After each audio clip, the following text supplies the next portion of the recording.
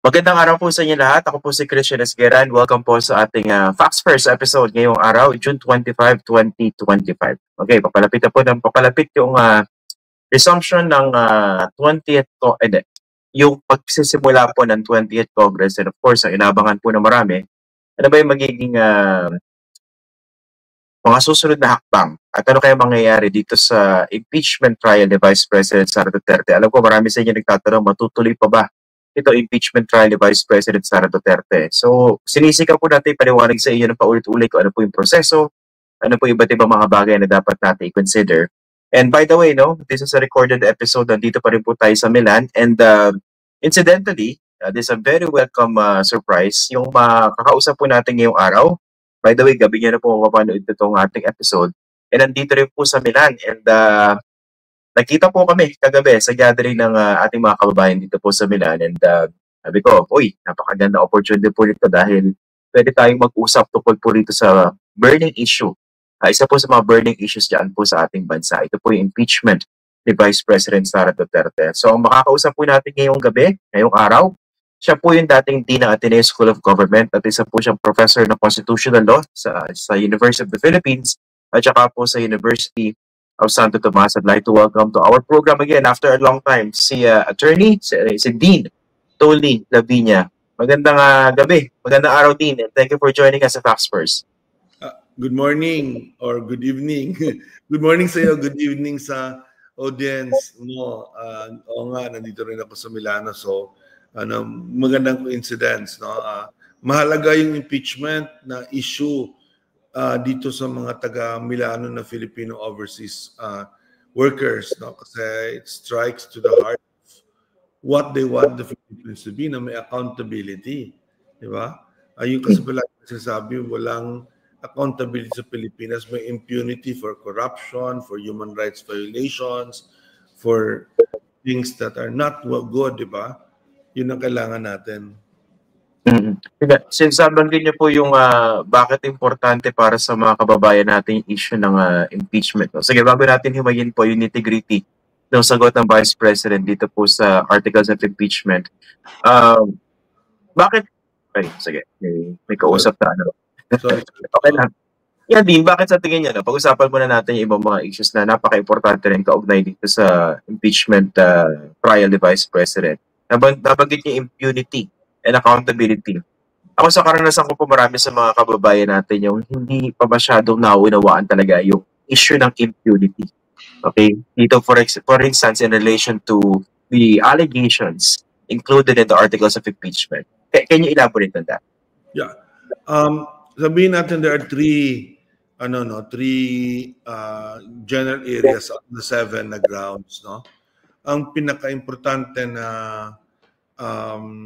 accusations against Vice President Sara Duterte is related to corruption.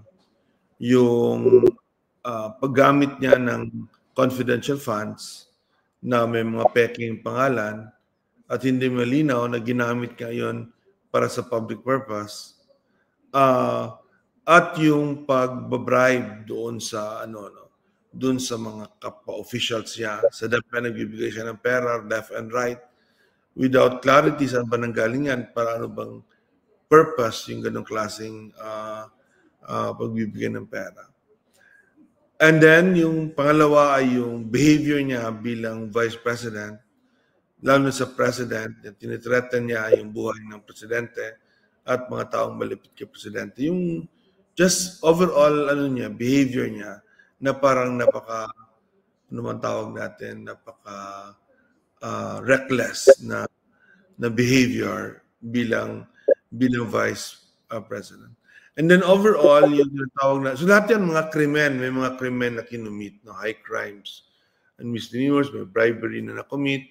And then overall, yung tinatawag natin na betrayal of public trust. Yung she did not behave in an accountable way because the public trusted her with his position, kaya lang yun niya sinunod yung mga dapat niyang gawin as mandate of Vice President. So, these are the 3 areas out of the 7 I think the strongest, to be honest, is the graft and corruption one and the bribery ones. Kasi clear naman.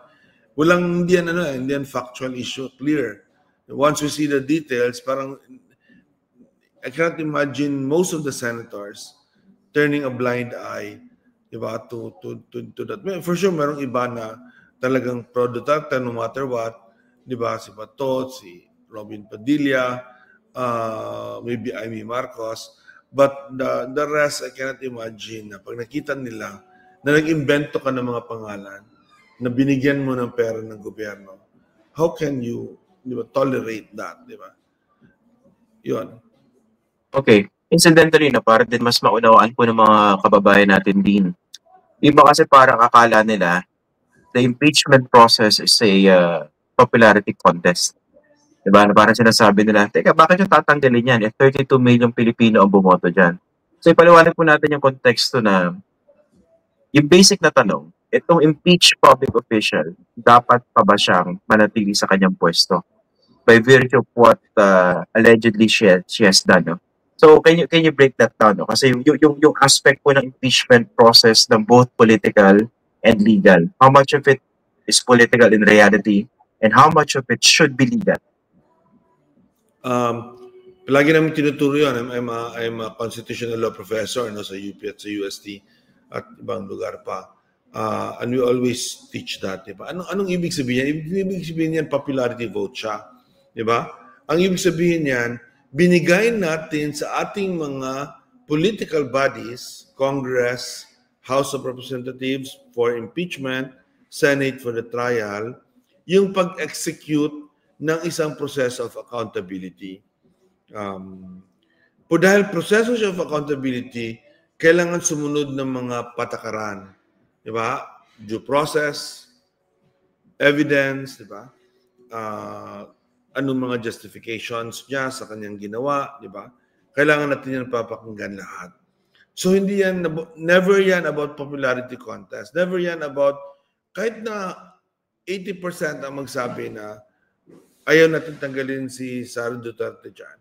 If there's an evidence, the evidence is clear na dapat tatanggalin siya through impeachment trial, she should be removed, di ba? When we say political, ang ibig sabihin na we gave it to a political body. But that political body will act legally. Diba? Yung prosecutors will act as prosecutors. Yung representatives or impeachment managers. Yung senators, ang tawag natin sa kanila, hindi senators, ha? Senator judges. Diba? They are bound by the law on accountability. But they are political beings. Diba? Now, why did the Constitution give that to political bodies? Because they are the highest officials of the land and impeachable. President, Vice President, Supreme Court Justices, Ombudsman, no? Chair and members of the Constitution Commissioners. Yung first two, President and Vice President, those are the two most important positions in the country. That should be decided by a political body using legal means. The rest are independent bodies. Diba? And they're so important that we don't want them to be decided by a single judge. Diba? Dapat a collective process involving senator judges for the other positions. But the president and the vice president, because they're the most accountable officials of the country. Ay, sige. Akala ko naghang kayo. Okay. Sige.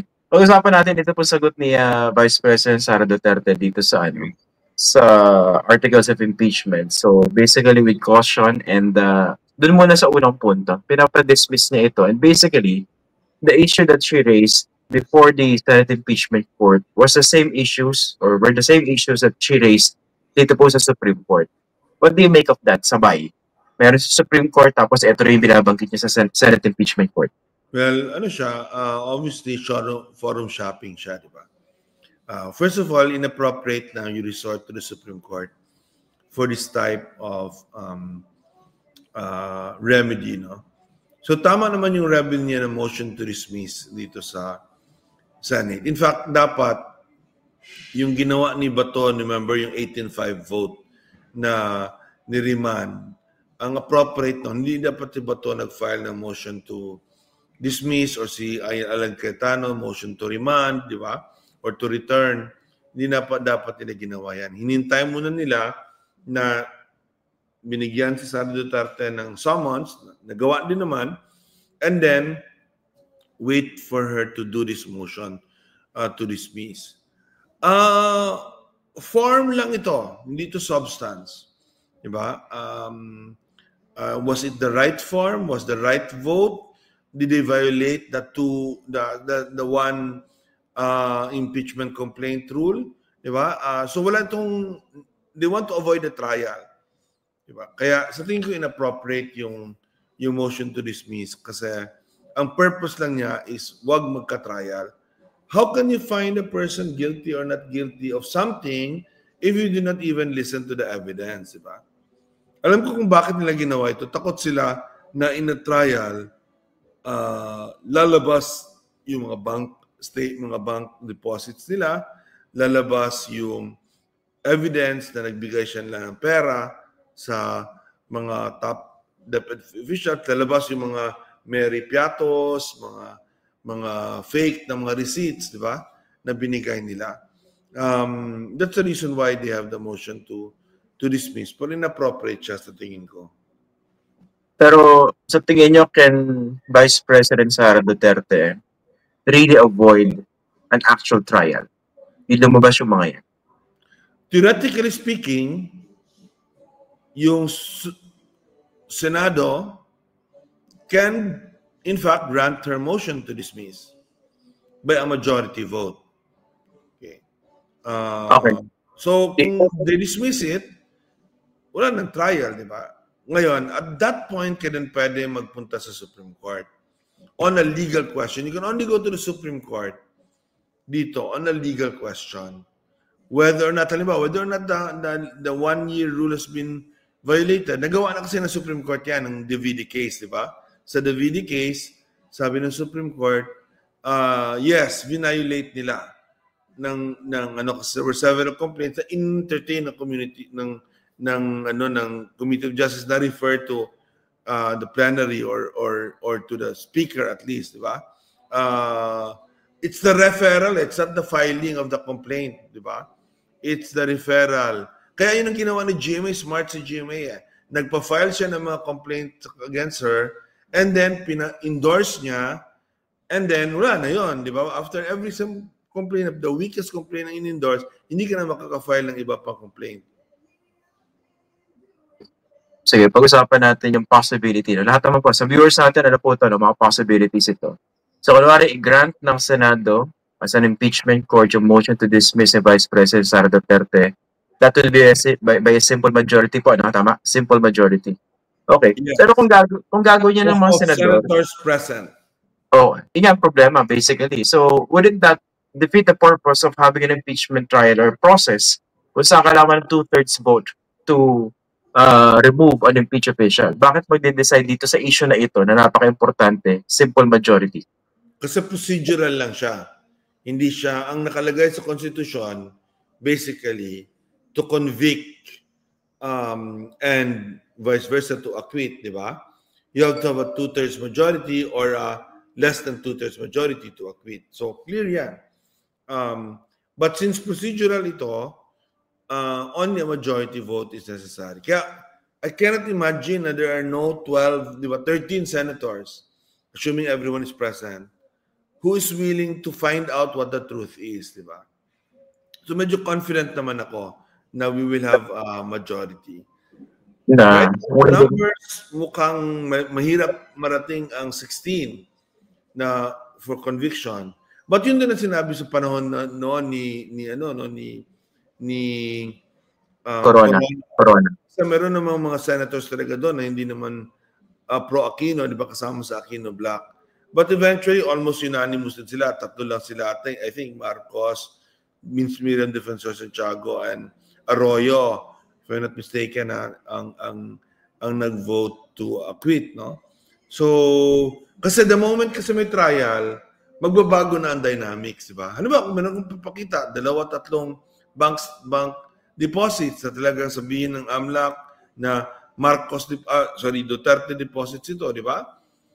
Walang explanation for that, then yes, pwede sila ma-convict on that basis.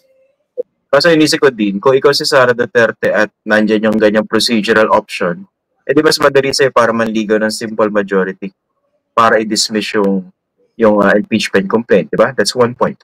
Yeah. Or the other way around, na kahit naman kang 2/3 majority in your favor or more than, or less than 2/3, kailangan pa rin magpatuloy ang kaso. Either way, parang the threshold, the smaller threshold can work both ways, di ba?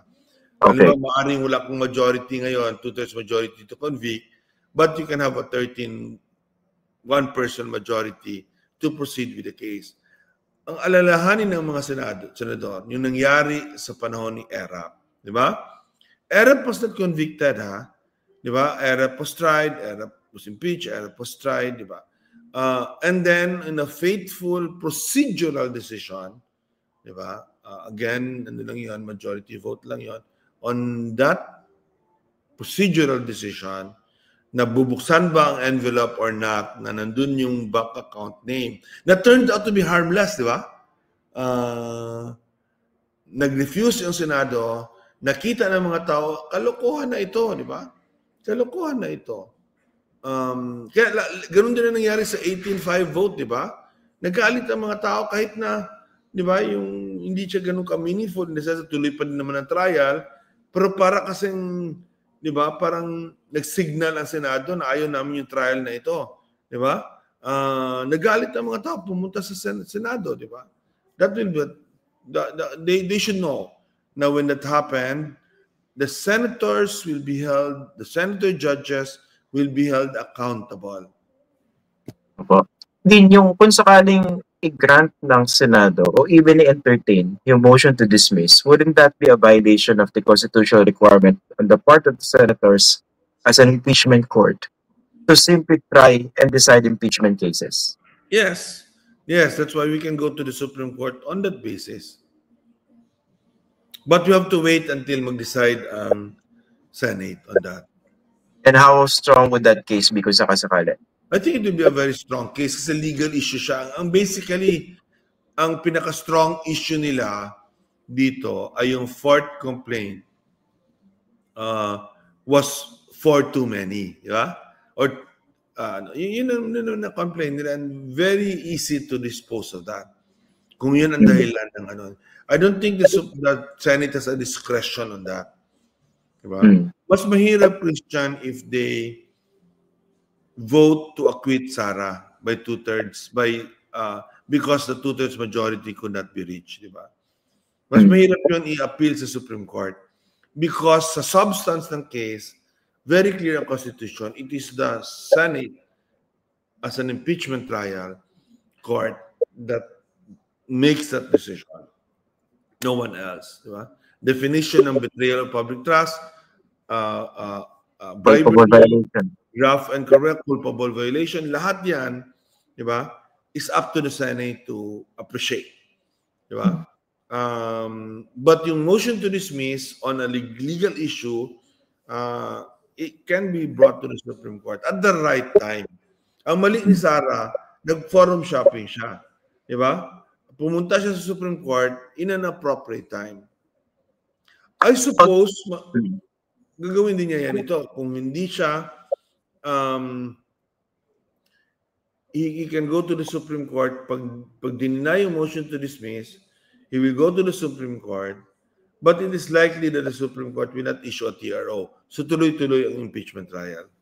Opo. Itong the fact na meron siyang ginawang forum shopping, does this make the case dismissible? Kunwari dito sa yung motion, no, dismissible dito sa Senado or yung petition sa Supreme Court?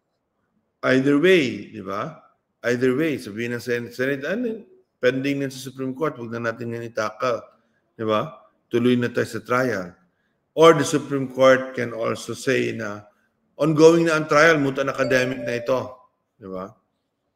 Pero yun nga, the fact na hindi naman nag-issue ng TRO ng Supreme Court. So basically, tuloy yan, di ba? Isn't that a clear go signal? Yeah, yes. Very clear go signal yan. Very clear signal yan ng Supreme Court. Opo. Doon sa mga nagtatanong, no, kasi yung maganda yung sinabi niyo. Ano naman yan, laging pinupunto yan eh.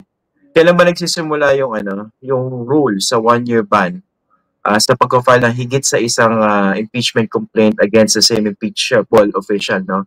Kasi ang ginagamit nilang dahilan ng mga taga-suporte ni Vice President, hindi sinunod ng House yung kanilang sariling procedures when it came to the calendar as to when they were supposed to refer an impeachment complaint filed before the SecGen. Is that a valid reason or argument? No, it's not. Itakal natin dalawang issue ito.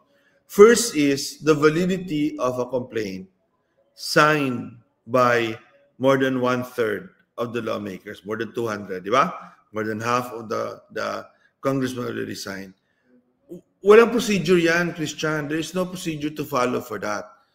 If you remember kay ERAP, all that the Speaker Villar did was to send the articles to the Senate. No vote is never necessary kasi nandun na eh. Nandun na yung lahat, di ba? So, yan? By the book yan sinunod ng House of Representatives. No? Now, the 3 other complaints, what is their status? Filed lang sila, never acted upon. Di ba? The Committee on Justice did not even hold hearings. Di ba? Did not endorse that. It's the endorsement to the and the Speaker acting on it that leads to the ban. Otherwise, kahit sino magfa-file ng complaint can already stop further complaints, di ba? Yun ang ina-avoid ng ating konstitusyon na nobody can already file a complaint because one complaint filed is enough to stop other complaints. Kailangan may hearing, kailangan may endorsement. And that's the discretion of the House. So, tama naman kasi kunwari, pwedeng gamitin siyang bogus means ng isang impeachable official.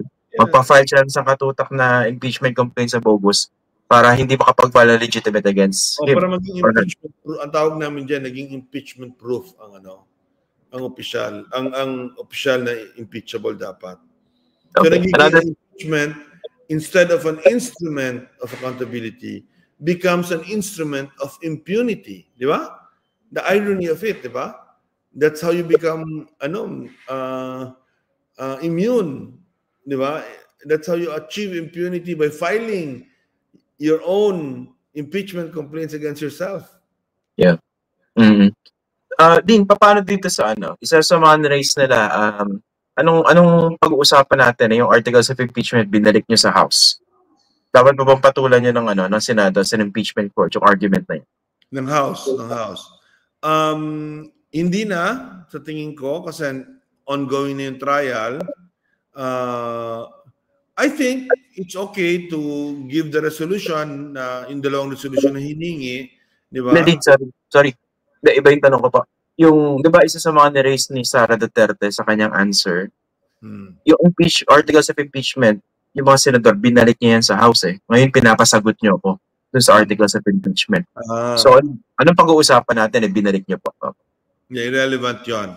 Kasi yung pagbabalik ay, sa tingin ko, constitutionally infirm, more importantly, legally, di ba, unenforceable.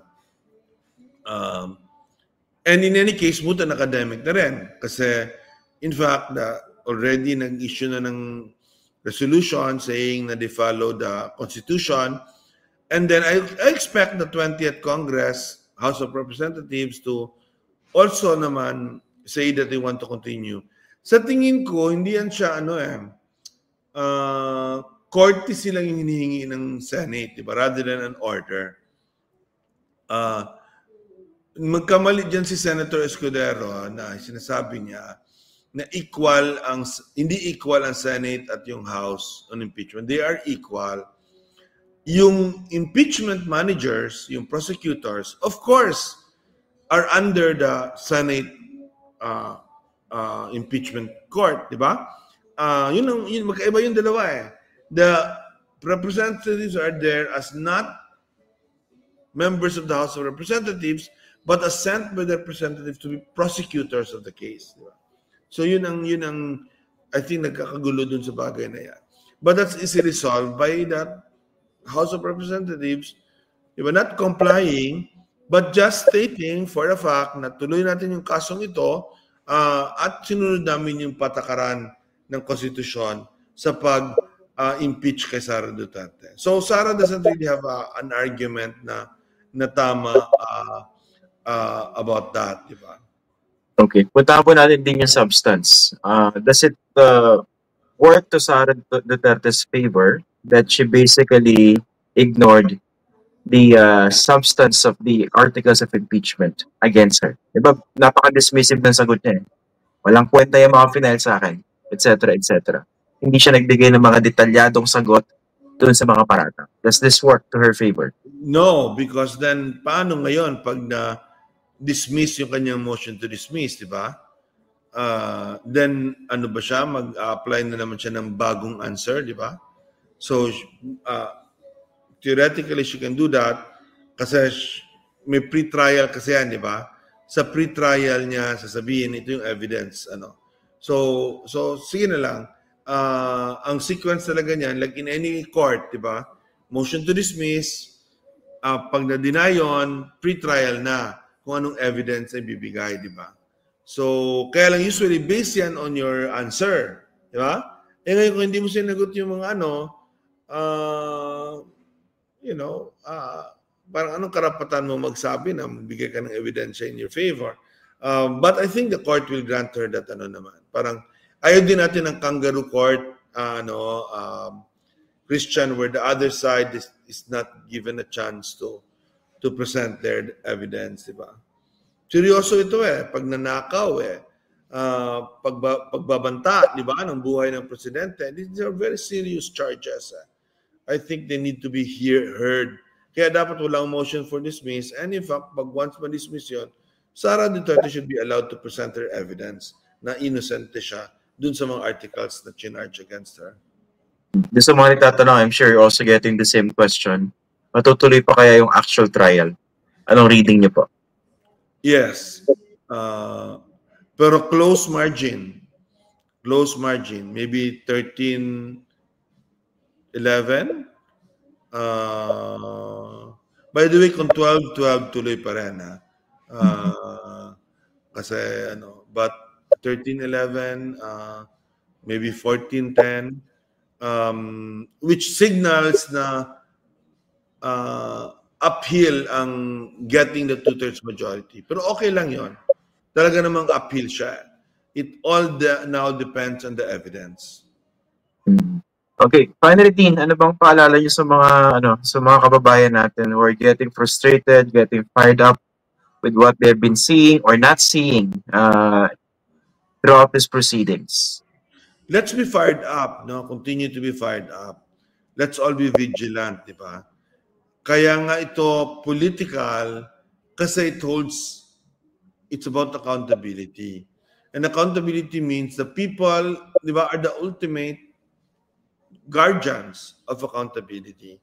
So, ang panawagan ko talaga sa atin dyan, intindihin natin ano ang nangyayari at maging vigilant tayo na yung mga senador ay gawin nila yung dapat nilang ginagawa.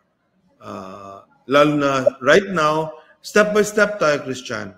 Right now, siguraduhin na natin na magkakatrial.